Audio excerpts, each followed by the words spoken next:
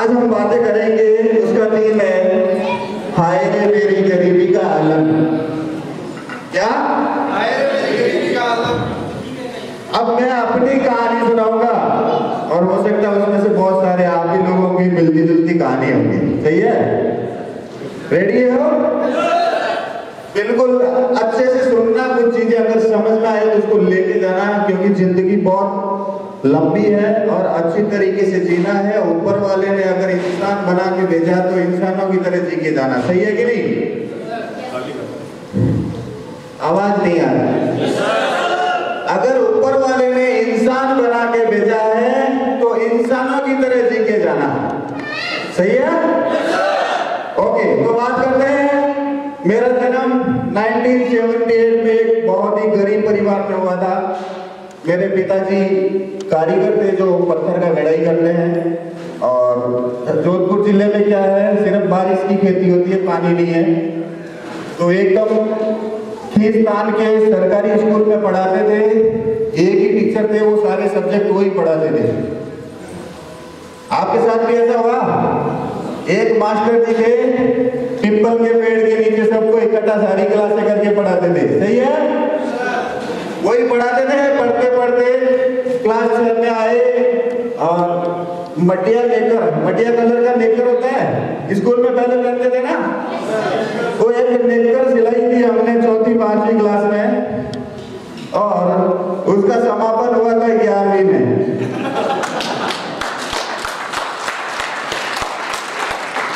जब सिलाई थी तो नहीं थी। 1 साल के बाद में नीचे जमीन पे बैठ के उस पे क्या हो गया, पीछे से फट गई। उसके ऊपर में क्या लगता है? लगाए चौकोर सा लगाएगा। हमने खूब लगाए और जो चप्पल थी पैरों में, वो क्लास 10th के अंदर मेरे पैरों में चप्पल मिली थी। उससे पहले हम पूरा नंगे पांव स्कूल भी खेत भी सारी चीजें करते थे। सुबह उठ के खेत में जाना और भैंसों के लिए बढ़िया सा एक परोठा बना के लाते थे, और शाम को स्कूल से आते वापस वही।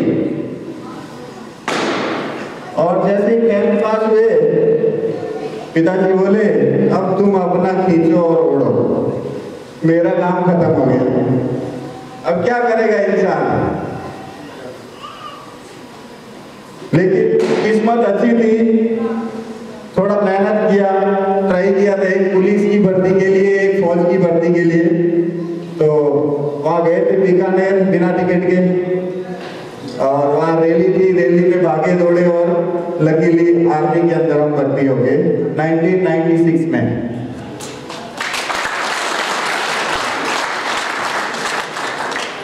एक आजाद पंछी क्या हो गया? पिंजरे में कैद हो गया। जैसे गए वहां जाते ही गेट का इतना बड़ा सा गेट है, उसके अंदर घुसे तो बाहर की दुनिया से बाहर क्या हो रहा क्या नहीं हो रहा पता नहीं। रात को जाते पहुंचे, बोले रात को ड्यूटी करना है। जिंदगी में कभी रात में ड्यूटी किया नहीं था। 2 बजे आके उठा रहा, भाई साहब खड़े हो जाओ। तो ऐसा चीज, सुबह उठते ही 5 बजे भाई साहब 5 किलोमीटर दौड़ना पड़ेगा। ठीक है? उसके बाद में धीरे धीरे चलो एडजस्ट होते गए। आर्मी के ट्रेनिंग के बारे में सुना होगा, काफी हार्ड होती है। हाँ, वो करते गए। उसके बाद में, उससे पहले हमारी सगाई भी नहीं हुई थी। गरीब आदमी को बिना नौकरी वाले को कौन सगाई करता है? जैसी नौकरी लगी फिर सगाई हो गई, और सन 1998 में शादी हुई। एक प्यारी सी दुल्हन आई, आंखों में बहुत सारे सपने लेके कि अब तो नौकरी वाला राजकुमार मिला है, मुझे चांद तारों की सैर कराएगा।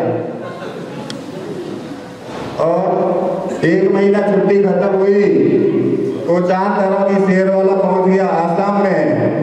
फिर एक खत आता था, पहले मोबाइल नहीं थे, खत में आता था मैं यहाँ तू कहाँ।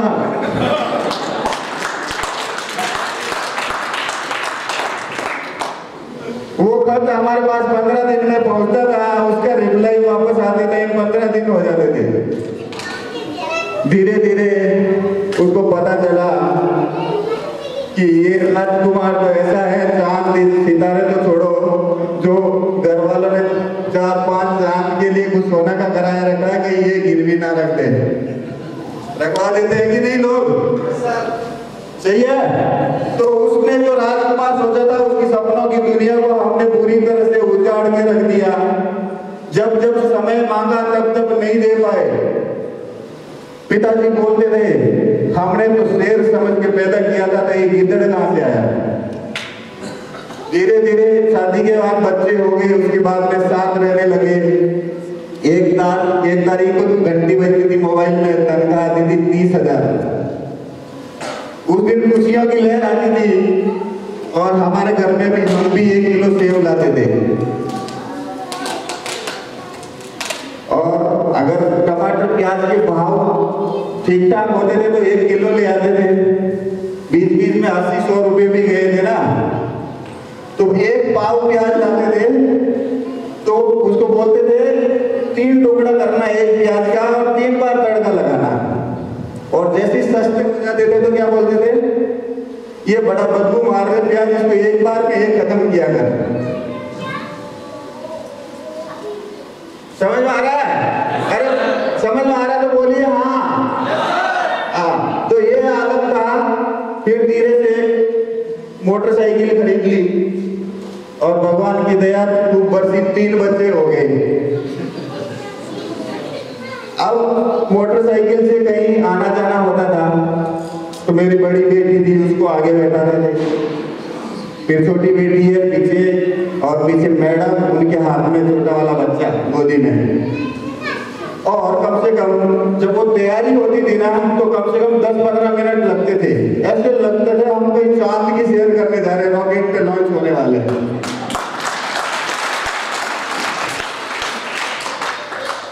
ऐसा हुआ किसी के साथ? फिर धीरे धीरे कभी कभी बारिश का मौसम होता था तो वहां चले जाते थे, तो बीच में बारिश आ जाती। कहीं शादी में जा रहे हैं मोटरसाइकिल से तो बीच में बारिश आई, अरे किसी के बीच में आई बारिश, कहीं शादी में जाते हुए मोटरसाइकिल से गए हैं तो जाते थे, बीच में बारिश आ गई तो कहीं पेड़ मिल गया तो उसके नीचे रोकते थे, नहीं तो कोई बस का शटर या ऐसा कुछ चीजें है ना, वहां रोकते थे, हम भी रुकते रहते थे। फिर बारिश से मैडम ने बढ़िया से साड़ी पहनी हुई, वो भीग जाती थी, बच्चे गीले हो रहे हैं और एक उम्मीद की किरण की तरफ हमारी तरफ देखते बच्चे। और सामने से थोड़ी देर के बाद एक गाड़ी निकलती है और वो पानी का छींटा भी उड़ा के जाती है, उसमें एक बच्चा बैठा हुआ ऐसे हाथ हिलाते जाता है और हमारा बच्चा क्या करता है, हमारी तरफ देखता है, क्या बोलता होगा, निकल में तू कब लेगा? सही है ना? तो हमारे ये भी आलम थे। और चलो जैसे तैसे खींचतान के चलता रहा। और कांड तो कब हुआ? अब कांड की बातें तो बाकी है। 5 साल पहले एक पुरानी सी मोटरसाइकिल लेके एक इंसान मेरे घर आया। वो ब्राइट फ्यूचर का फोल्डर लिया, कागज लिया और ऐसे पन्ने खोले, दिख रहा है मेरे सामने और बता रहा है कि भाई तू जिंदगी भर कैंटीन से सामान खरीद रहा है, 14% तेरी की छूट मिल रही है, लेकिन फिर भी बड़ा आदमी नहीं बन रहा है। तू ऐसा कर, वो कैंटीन का सामान लेना छोड़ और ब्राइट फ्यूचर का लेना शुरू कर दे। ये लेने से क्या होगा? बोला ये लेने से तेरी जिंदगी बदलेगी, तू लाखों में इनकम कमाएगा, तेरे पास ऑडी गाड़ी आएगी, तू जब जहां भी जाएगा हॉल में हजारों लोग तेरे लिए खड़े हुए माला लेके बैठे होंगे, लोग तुमको सुनेंगे, तुम्हारी वीडियो बनाएंगे, ऑडियो बनाएंगे, तुम्हारे जैसा बनना चाहेंगे। क्या वो सही बोल रहा था? लेकिन मेरी जो गरीबी की जड़ें है ना बड़ी गहरी थी, गरीबी की जो नींव है ना बहुत मजबूत थी। मेरी हंसी निकल गई। क्या हुआ? मेरी हंसी निकल गई। मैं बोला भाई तू आ गया, ठीक है, चाय पानी पी ले और किसी डॉक्टर को दिखा के आ। अब मोटरसाइकिल खुद फटी हुई सी लेके आया है और तू मेरे को बोल रहा है कि तेरे को ये मिलेगा, वो मिलेगा, वो मिलेगा। अब मेरा सवाल है, क्या वो सही बोल रहा था? लेकिन गरीबी की नींव इतनी मजबूत थी, मुझे भरोसा ही नहीं हुआ। मैंने उसको बोला भाई साहब मुझे पंगा नहीं लेना है, मेरी जिंदगी बढ़िया चल रही है, 30,000 रुपया महीना का आ जाता है, खर्चा पानी चल जाता है। 1 तारीख को सेव ले आते हैं, 10 तारीख को केले ले आएंगे और उसके बाद में देखेंगे कुछ दिन फ्रूट नहीं खा लेंगे तो क्या दिक्कत है। सही है। पहले हफ्ते में मोटरसाइकिल का जो है टोटी वो ऑन पे रहेगा, 15 के बाद वो टोटी कहाँ जाएगी, रिजर्व में जाएगी, और कुछ दिन तो साइकिल से भी काम चलाना पड़ता लास्ट के दिनों में। यही है क्या। अब मैं उसको बोला भाई मुझे नहीं करना, तो उसने बोला ठीक है, बोला एक बार सामान यूज करके देख। मैं बोला किस लिए भाई, 14% पहले से मिल रहा है। तो उन्होंने बोला चल ठीक है मान लिया। हिंदुस्तान के आदमी का क्या होता है ना, नाक बड़ा ऊंचा। एक कहावत सुनी, थोथा चना बाजे गना। जिसके जेब में नोट नहीं होते ना बड़े उछलते हो लोग। सही है। जिसके जेब में पैसा नहीं है वो क्या है, बोला हमें नहीं चाहिए पैसे, हमारे पास बहुत पैसे, ये है मेरे तो इतना बीघा खेत है, मेरे तो ये गाड़ी चलती है, मेरा ये है, मुझे पैसे की जरूरत नहीं है। देखा भी नहीं, ये कहावत ऐसे नहीं बनी है तो हम भी थोड़ा चढ़ा दे, हम भी खूब ऐसे कहते। बोला हमें जरूरत नहीं है, एक गवर्नमेंट जॉब नौकरी मिल गई, ऑलरेडी इतने पैसे कमा रहे और दूसरे का जरूरत नहीं है। लेकिन धीरे धीरे वो इंसान दोबारा आया, कुछ चीजें और समझाई, दोबारा आया और चीजें समझाई। लेकिन उसके बाद में मेरी समझ में तब आई जब मैं जिस भ्रम में रह रहा था वो भ्रम टूटा। जानना चाहेंगे, मेरा भ्रम ये था कि मैं जो पैसे कमा रहा हूं उससे मैं तो संतुष्ट हूं, मेरे परिवार, मेरे बच्चे, फैमिली सारे संतुष्ट है। लेकिन उस दिन मैं गलत साबित हुआ। जो इंसान मोटरसाइकिल लेके मेरे पास आया था उसने बोला तुम संतुष्ट हो सकते हो, लेकिन एक बार अपने बच्चों से तो पूछ लो कि तुम्हारी कमाई से वो संतुष्ट है कि नहीं। तो मैं बोला क्या दिक्कत ही नहीं है। तो बोला, उन्होंने एक बात बताई, बोला तुम स्कूल में जब बच्चे को लेने जाओ तो उससे 2 सवाल करना कि तुम्हारा जो दोस्त है, लड़की है, तो उसका पिताजी अगर कार से लेने आता है और मैं तुम्हें मोटरसाइकिल से स्कूल से लेने आता हूं तो क्या फीलिंग है। तो मुझे भरोसा था, मैं बोला ऐसा हो ही नहीं सकता है। मैं बढ़िया से गया 2 बजे स्कूल में बच्चे को लेने के लिए और बच्चे से पूछा कि बेटा तुम्हारे दोस्त को उनके पिताजी कार से लेने आते हैं और मैं तुम्हें मोटरसाइकिल से लेने आता हूं तो कैसा लगता है। तो बेटी बोली लगता तो बुरा ही है, क्योंकि सारे बच्चे उसी को पूछते हैं, उसके साथ बैठ के लंच कर सकते हैं, उसी को पेन पेपर शेयर करते हैं, हमसे इतना दोस्ती नहीं रखते हैं। तो फिर मैंने लास्ट में बात पूछी, मैं बोला तुम्हें क्या लगता है। उसने एक जबरदस्त बात कही, सुनना चाहेंगे। उसने बोला कि कभी कभी तो मुझे ये लगता है कि वो कार वाला मेरा पापा क्यों नहीं है।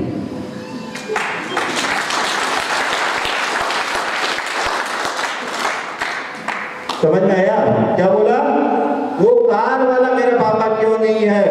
उस दिन मेरा भ्रम टूट गया। मैं बोला जब मेरा परिवार, मेरी वाइफ, मेरे बच्चे ये बोलते हैं कि ये इंसान नहीं चाहिए, बच्चे बाप बदलने को तैयार है और मेरे कुछ फितूर चढ़ा हुआ किस बात का। वो दिन है, उस दिन मेरे को वही बात समझ में आई। मैं बोला अभी कम से कम इन बच्चों के लिए इतना कर जाऊं, दुनिया को मारो बोली, ये बच्चे बोले कि बाप हो तो क्या। उस दिन से शुरुआत किया था, 5 साल से लगातार नौकरी के साथ में किया, नौकरी से फिर रिटायरमेंट। आप बताओ लास्ट सैलरी थी 50,000 की, उसको कोई छोड़ता है क्या बीच में। मैंने बोला इस नौकरी से बच्चों के अंदर में वो नहीं ला पाऊंगा जो उनको चाहिए, नौकरी को छोड़ के ब्राइट फ्यूचर के साथ में लगा। 5 साल के अंदर अगर पिछले महीने की इनकम की बात करें 2,71,000 रुपए।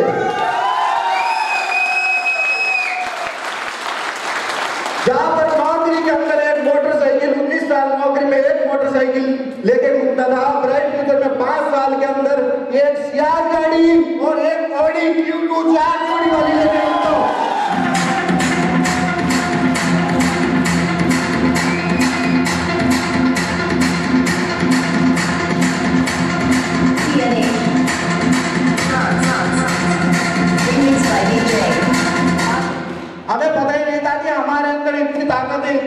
शक्ति है कि हमारे जैसा इंसान जो जिंदगी में टप्पा लगा के रखा था कि कार आ ही नहीं सकती है, वो ओडी जैसी कार में घूम रहा है। तो इसका मतलब है कि हर इंसान के अंदर हनुमान है।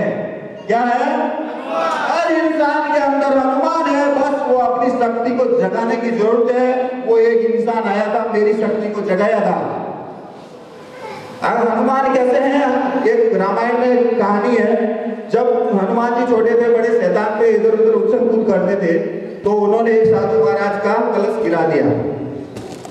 तो वो साधु महाराज ने श्राप दिया कि आज से तेरी सारी शक्तियां खत्म। सुना है? तो सारे देवता आगे बोला, सर ये क्या कर दिया, हमने तो इनको किसी मकसद के लिए भेजा था। तो उन्होंने बोला ठीक है भाई, जो श्राप दे दिया वापस नहीं हो सकता, लेकिन उसका तोड़ है। बोला जब इसको कोई शक्ति याद दिलाएगा तो वापस उसको शक्ति याद आ जाएगी। तो कुछ सालों के बाद हनुमान जी बड़े हुए और सीता माता को रावण उठा के ले गए। तो श्री राम जी ने अंगूठी दे के भेजा था कि सीता माता का पता कीजिए। तो वो होके सोच रहे हैं कि मैं समुद्र पार करके कैसे जाऊं,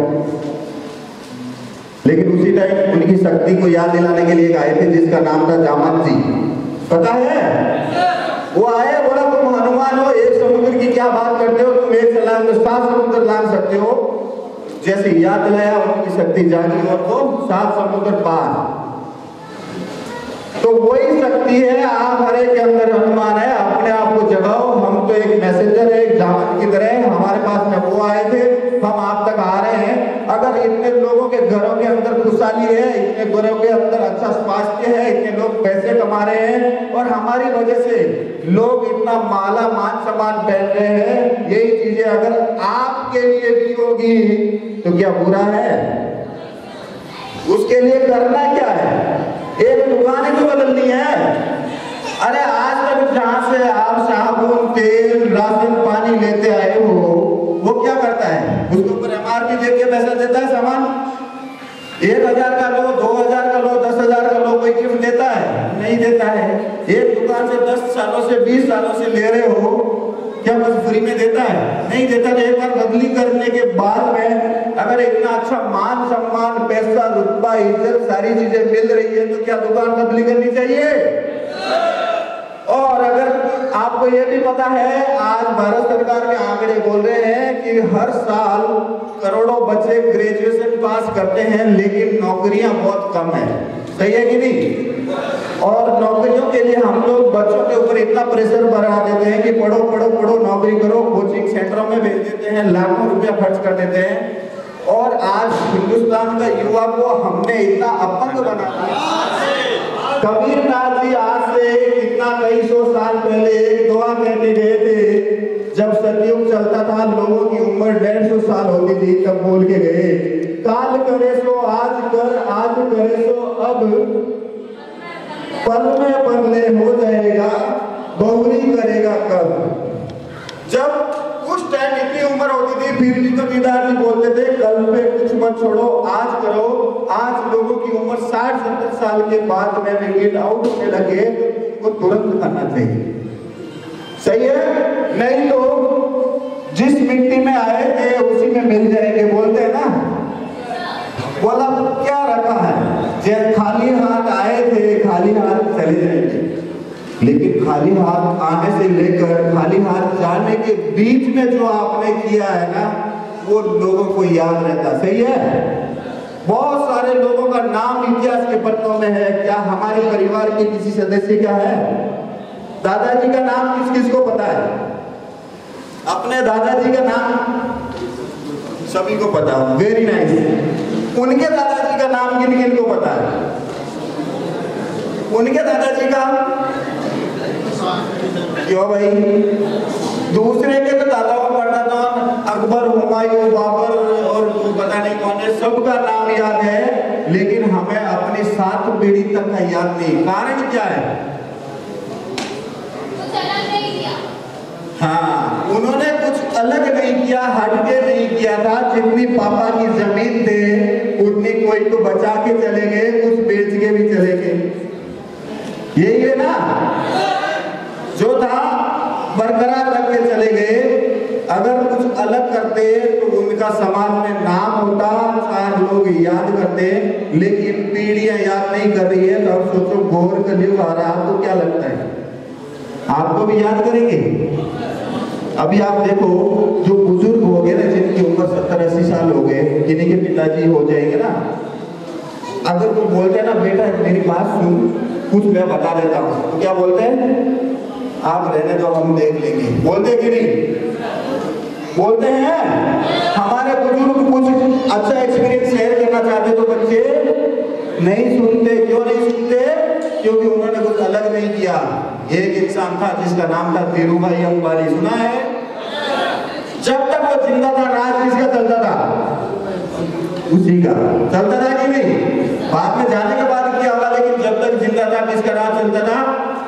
तो अगर आप भी इंसानी तन लेके आए हो ना, जब तक जिंदा हो ना, आपकी बात चलनी चाहिए, ऐसा काम कर जाओ। अगर रास्ता नहीं है तो ये है, साथ निभाने के लिए इतने लोग हैं, इतने महान लोग, गिरजेश सर जैसे डायरेक्टर साहब हैं जो हमारे बीच में हमारा सहयोग करने को तैयार है। क्या करना चाहिए? कर लेना, जिंदगी बदल जाएगी। नहीं तो बहुत उन्हीं कहावतों में उलझ के रह जाएंगे, और कहावतें बड़ी भारी भारी है। लोग बोलते ज्यादा हवा में मत उड़। क्या? ज्यादा हवा में मत उड़, नीचे गिरेगा तो टूट जाएगा। दूसरे जितनी चादर है उतने पैर फंसा, सुना है? और हम उन्हीं की कहानी को लेते हैं। क्यों भाई, भगवान ने अगर 6 फीट लंबा कर दिया और चादर 5 ही फीट की है तो क्या फोल्ड होकर सोएंगे? 2 चादर जोड़ सकते हैं ना, लेकिन पैर तो खोला छोड़ सकते कि नहीं? तो ये रास्ता मिला है, आप आजाद पंछी की तरह उड़ सकते हैं। आप यहाँ से वो सब कुछ पा सकते हैं, मान सम्मान, इज्जत, पैसा, रुतबा, देश विदेश की यात्राएं, और सबसे बड़ी बात है अपने परिवार के अंदर आपके लिए एक मान सम्मान इज्जत। वो बच्चा सीना ठोक के बोलना चाहिए, बाप हो तो ये रास्ता है। बहुत बहुत धन्यवाद, नमस्कार, थैंक यू।